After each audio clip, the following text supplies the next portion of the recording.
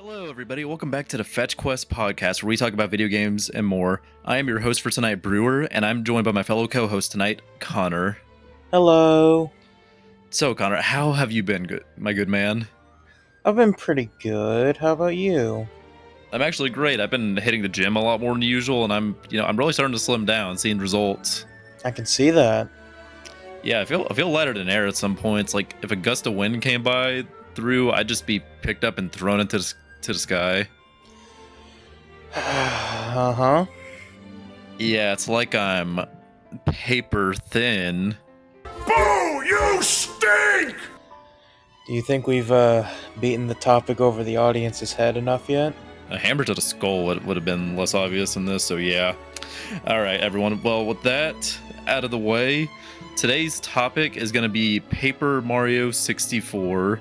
We're going to be talking about what a great little game it is, what we love about it, what we love about its combat, its story, and how it's just a great little starting point for a Mario spin-off series.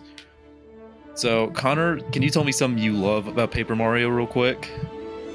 That's gonna be a little hard for me because I genuinely really love the first Paper Mario, but Paper Mario 64, which is honestly weird to me because whenever people talk about Paper Mario, they're always like, "Oh, Thousand Year Door is always the best one," and I haven't played that yet, but I really enjoy this one. I think the world, like the paper world, is really cool. I think all the little characters that you like befriend and have you join on your party are real fun. So, well, most of them are fun and interesting.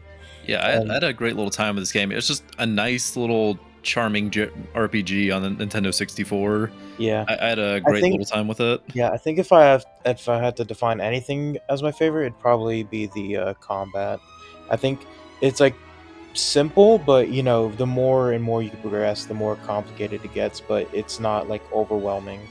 Yeah, funnily enough, my first Paper Mario was the one that like really started the hate train on the modern one, Sticker Star, because it was the one that happened and came out when I was a kid. Uh, So yeah, like I going hear from that to 64, it was a wild experience to say the least. I hear every Paper Mario fan really hates that game. Yeah. Yeah, I didn't really think it was too bad, but that also could be childhood nostalgia talking. But 64 was very solid. Yeah. Um, I think you can really tell how it laid the groundworks because I have played two Paper Marios. I have played Hmm. obviously the first one, Paper Mario 64, which is what we're talking about, but also the well, I guess not because as of recording, today is actually the day that Paper Mario Thousand Year Door remake released. Um, Oh so I yeah, it guess is. yeah, so I guess technically not the most recent, but I've also played Origami King, and that one, from what I saw when it came out and what people are saying now, is that it's sort of a mixed bag. I personally really enjoyed it. I thought it was a fun time. I liked the music. I liked the environments. I liked the characters, and the combat was really interesting. But a lot of people didn't like it. Yeah, that one's still on my shelf. Like I have a copy of it, but it's one of those games I just haven't gotten around to yet. It's Yeah, like I'm pretty sure I got my copy of like Paper Mario 64 like after Origami King, but I played it before Origami King because like, yeah, this is probably the better game. yeah. I mean, obviously this is about Paper Mario 64, so I don't want to delge or talk about Origami King that much, but I think it's a perfectly fine game. The combat does get a little repetitive, which is something I can't really say for Paper Mario 64. I think the combat, and as I said before, it's simple, but it can get very complicated later on, especially with the integration of like the batch system and all the partners you get. Oh my god, I love the batch system. I Yeah, think before that's we get into that though, I'm just gonna do a little quick story overview for the audience. of course, of course. So it's a pretty simple plot. It's very beeline Mario story, but they try to tell it through a storybook. Like it literally opens up with a storybook, and that's like where the whole paper aesthetic comes from. So in Paper Mario 64, uh, uh, at the start of the game, you're going to this banquet you're invited to, and everything's going all well and good. Mario seeing Peach, they're having a good time. Then Bowser comes in to fuck shit up again. As always. But this time, Bowser has something called the Star Rod, and when you try to fight Bowser, you can't damage him because he's just invincible from the power of the Star Rod.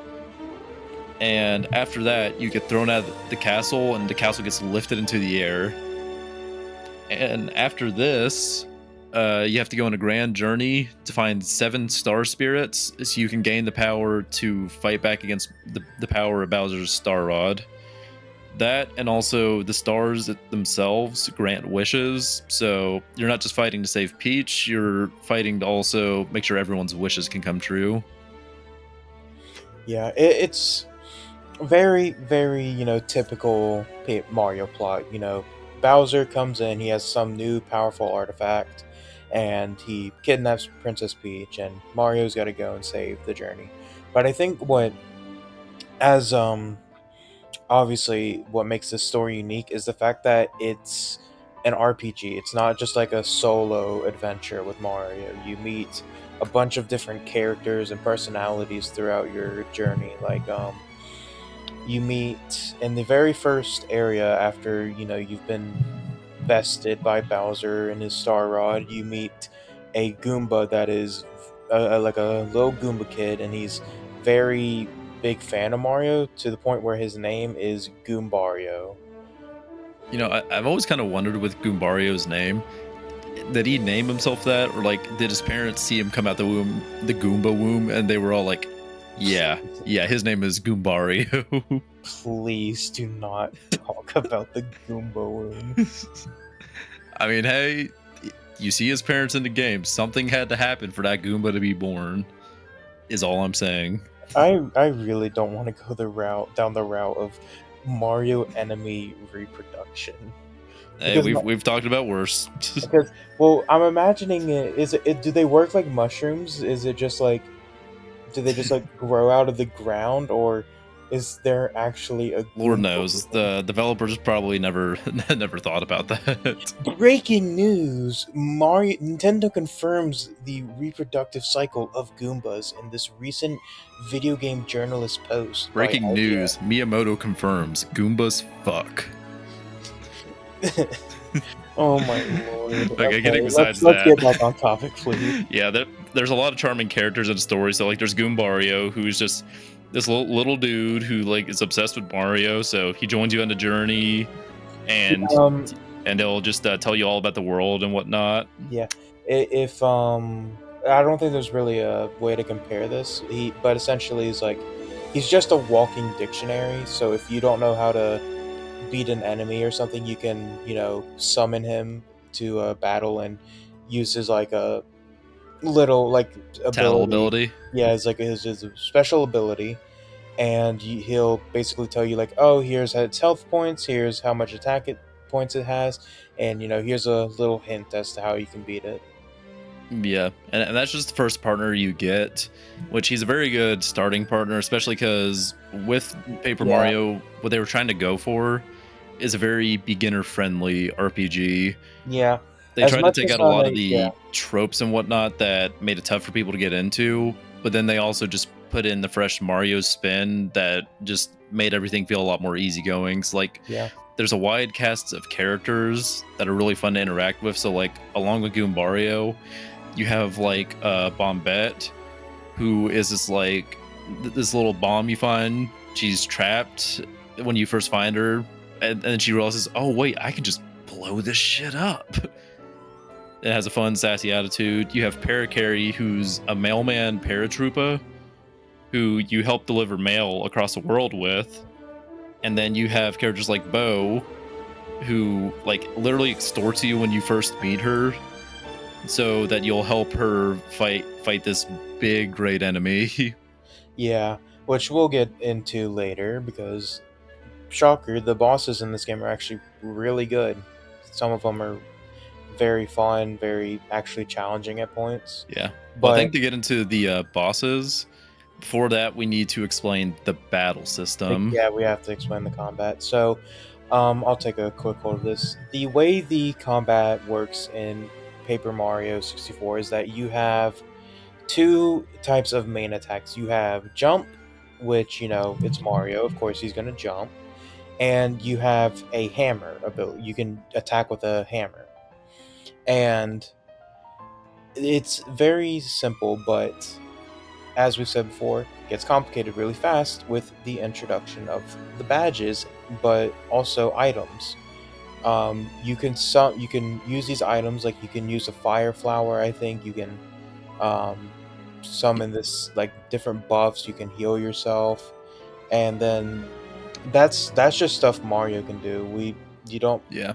we Another we've thing to also got mention with the battle system yeah is it is turn-based, but it gives you action commands to do, which a big problem with a lot of RPGs is people feel like you're just spamming attacks to just get through the battle without really doing much. yeah But Paper Mario kind of helps alleviate that problem with the action command. Because what happens, like if you're jumping on an enemy, when you're jumping, if you time the A button just right, you can do another jump and that'll do more damage. Or when you're big going to hit him attack. with the hammer, you pull back on the stick like you're charging that thing up, and then you snap it back to slam down on the Yeah. enemy. Or if you're being attacked, if you press the A button right before you get attacked, you can actually block some of the damage and take less damage from it, which becomes very useful later on. When Oh yeah, some of the the enemies in the later game do not mess around. yeah, and then that's just the stuff Mario does. The partners also have their own unique stuff. As we said before, some of them have their own like special abilities. Like Goombario has his tattle. Bo, I believe, can just make you invincible with her ability. Hmm.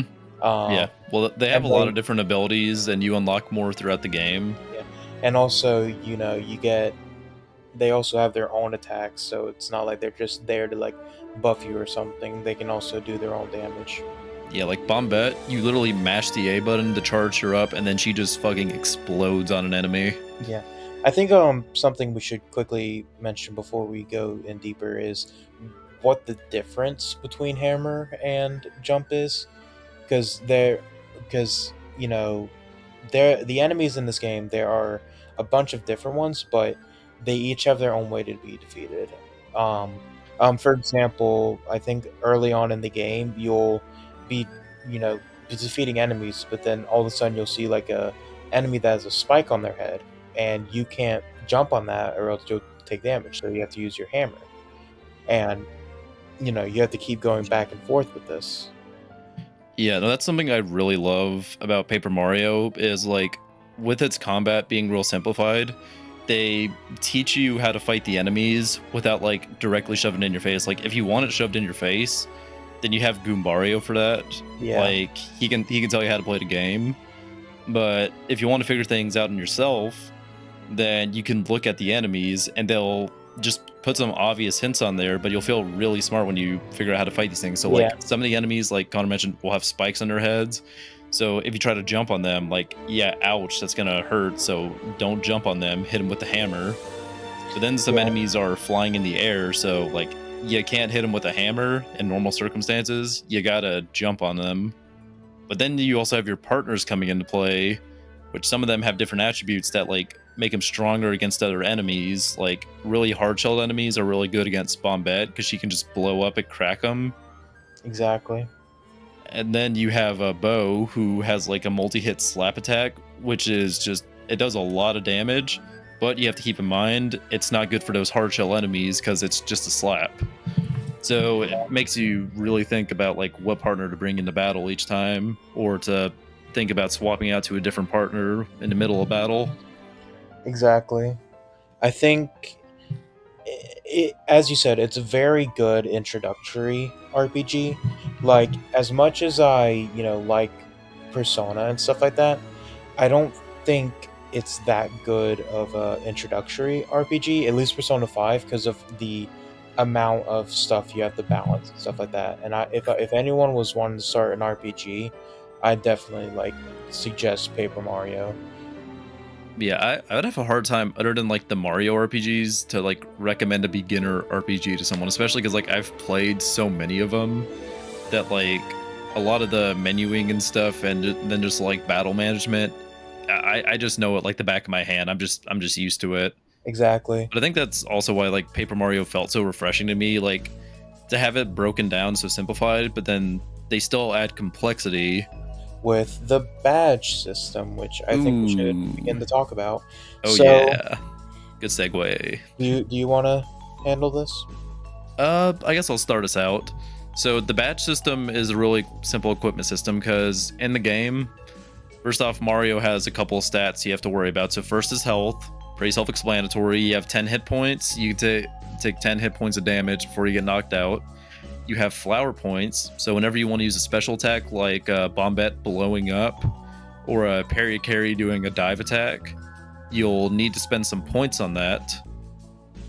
But then you also have badge points that you can level up. And what badge points do, you have a certain number of them, and then badges themselves have a certain cost. So let's say I have 5 badge points, and I have a badge that costs 3.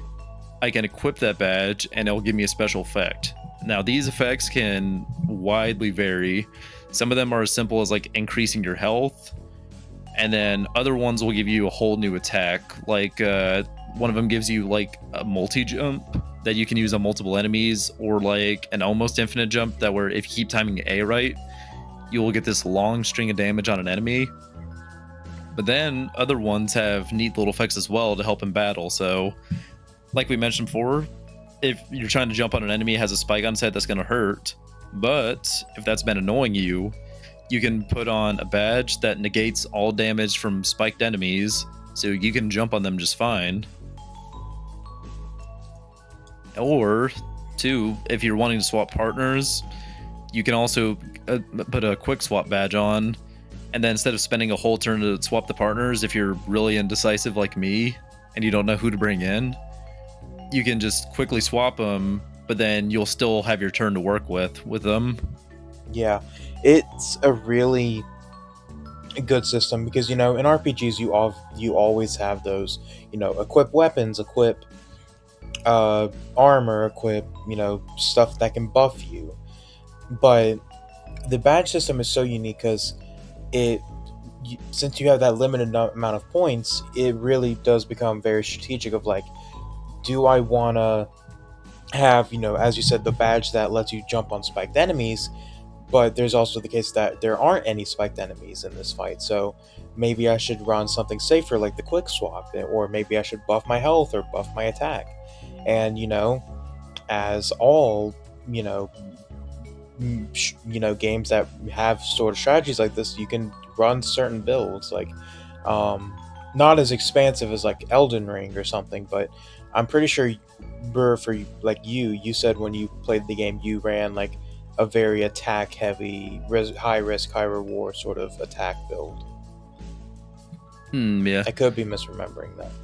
I know for me personally, like I didn't do a lot of like upgrading my stats and whatnot because I didn't feel it necessary. I mostly just focused my badge points into like attack up, and then into like ones and giving me extra attacks like that almost infinite jump that I mentioned, where like it is a bit risky because yeah, if you do mess up the first one, you're barely gonna do any more damage than a normal jump. But if you time it right, you can get like insane damage just from one attack and with a small cost. Exactly. That, and I also like to add like there's like the Zippy Zap badge, like enemies that like try to do contact damage to you, which is a lot of them. Yeah. They'll get damaged from trying to attack you. So like I like to use that one a lot. Like instead of increasing my health, I just made it to where enemies like they would attack me and they would die quicker for just doing a basic action. Yeah, exactly. It gets very complicated very fast, which Yeah. Again, because the complexity builds with you, it doesn't feel like you're getting thrown into like you're getting thrown into the pits where you have no idea what you're doing and you end up losing a lot because of it. Since that complexity is building with you, you're getting more and more used to it, and so what is really the game becoming more strategic, it doesn't feel like that. It feels like you're just learning more about the game. You're getting better at it, which is great game design. I'd say too, like it can be complex, but it also doesn't have to be. Like that's the great thing about the badge system.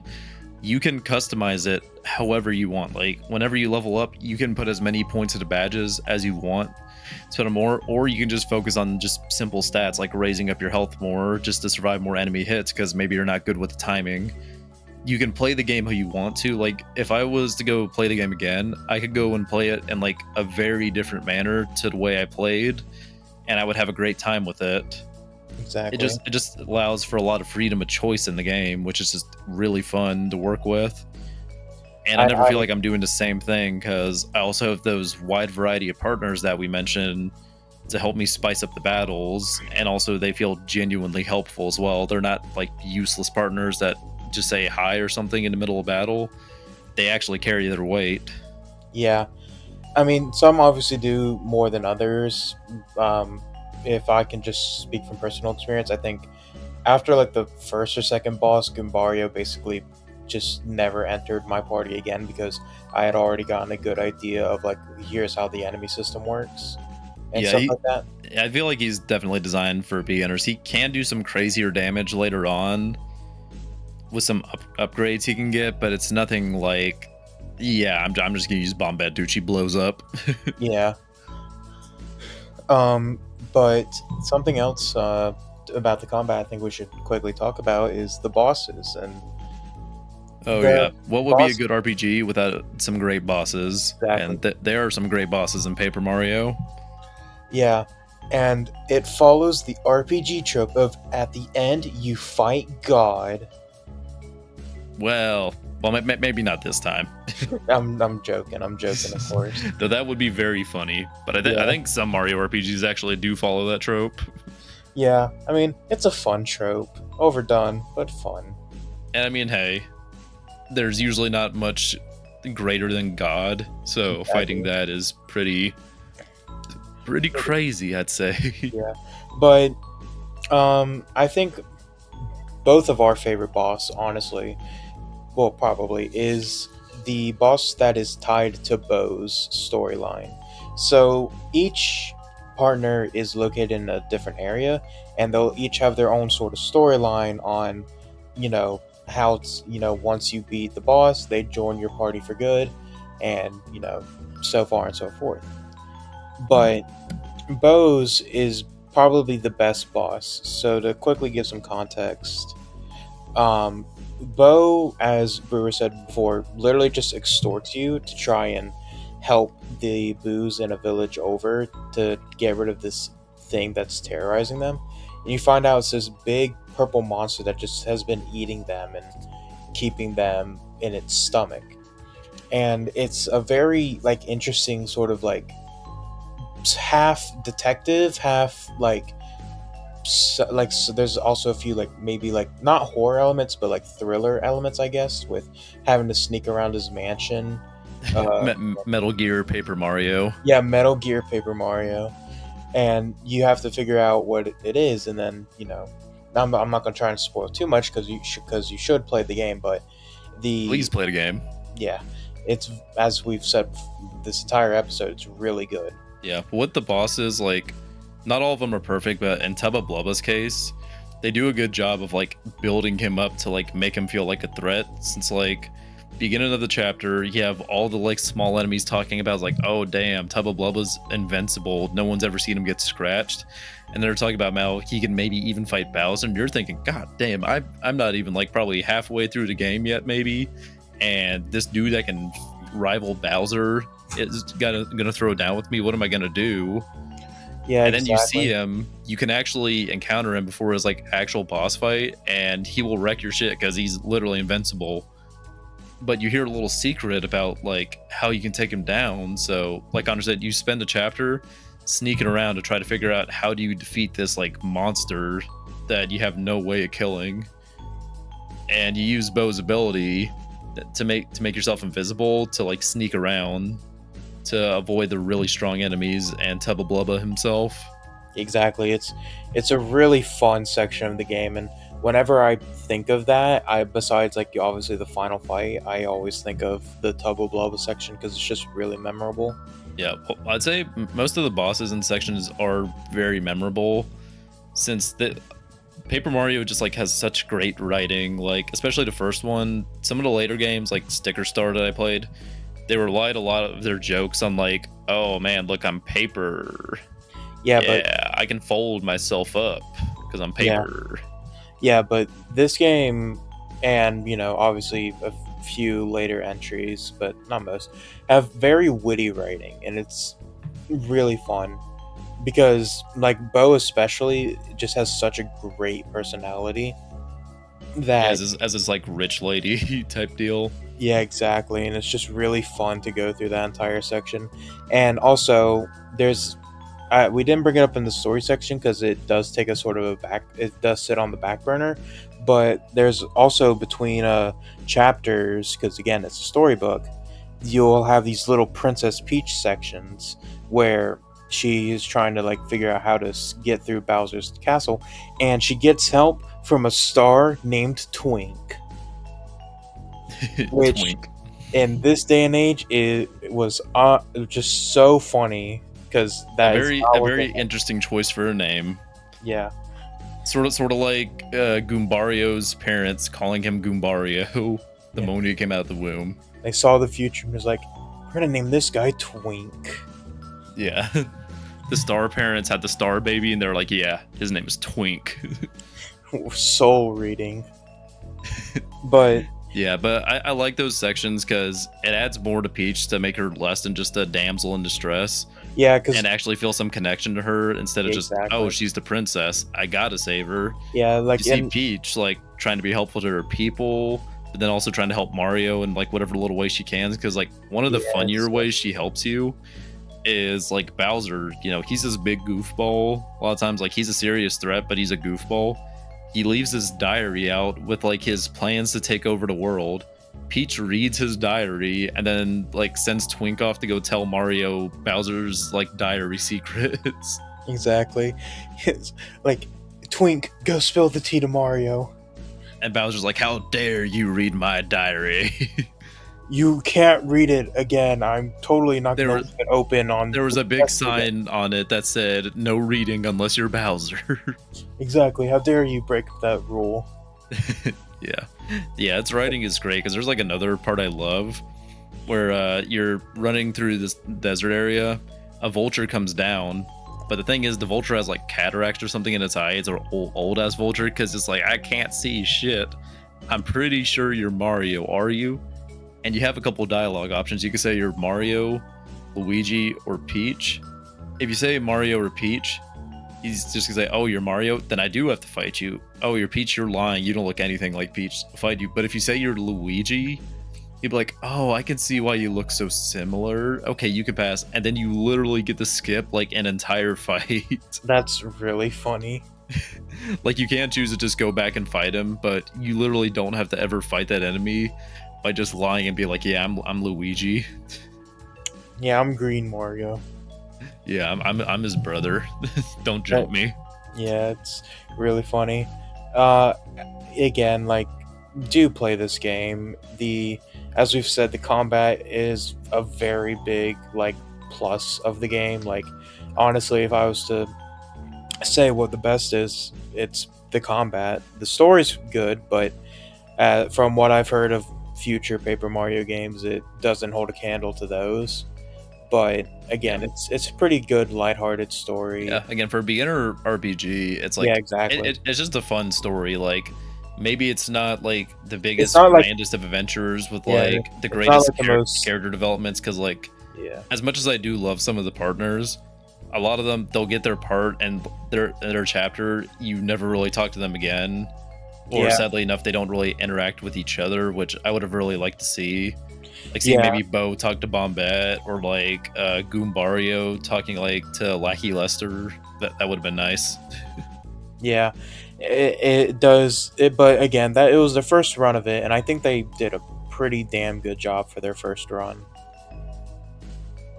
I mean, obviously they had experience with the Super Mario RPG, but this is a very different like type of RPG. Yeah, definitely. Oh man, Paper Mario. But with that being said, I think we're ready to wrap up. do you have any sort of concluding points you want to quickly go off of? Yeah, I guess there's a couple little Yeah, things. because I So, think I just sort of said my own concluding point, so I guess you can say yours. so I'm just gonna say like Paper Mario again, very good beginner RPG. It has great combat. There's a lot of customizability to it, so you can play the game however you want. There isn't just one way you have to play the game, and I think that's amazing. It has great writing that just had me very interested in the game the whole time. It had some beautiful areas which we weren't even really able to go over, like Shooting Star Summit, which has some beautiful music in the Shooting background Star while there's Summit is- stars coming down. Shooting Star Summit's amazing. Oh yeah, there's Lava Lava Island, which is like a big island with a bunch of Yoshis, which I love Yoshi, so that's a plus in my book. Then you have like the Snow Plain and the Crystal Palace, which is just this beautiful area with like lots of mirrors and then some large crystal formations with this nice elegant song playing in the background. And then again, you have the bosses like Tubba Blubba that like you really want to kick their ass Exactly. because they have a decent build up to them. That and some of them just are like have really fun personalities. We didn't even get to mention a lot of them. But yeah, final point though, play Paper Mario 64. It is worth your time. Yeah. Especially before you do if any of you played a Thousand Year Door remake, Oh yeah. because I definitely am going to be getting that at some point. Oh yeah, same here. Hey, maybe that'll be a future topic. Tell us in the comments if you want us to talk about that in the future. Or maybe you want Brewer to play Origami King, and then we can talk about a more divisive Paper Mario game. Oh lordy. Or you could play Sticker Star and we talk about the real divisive one. Exactly. The one that caused World War IX for Paper Mario fans. World War Paper. Yeah. With that, I think you guys should just make sure to smash the like button with the charged up hammer, pull that stick back and let it go. And to blow up that subscribe button with Bombette. And I think lastly, tell us in the comments about your favorite part of Paper Mario 64, or if we maybe convinced you to play the game, which we really hope you did because it's a fantastic little experience. But with that being said, This We has have been the Fetch Quest podcast. Thank you Exactly. for watching. bye bye.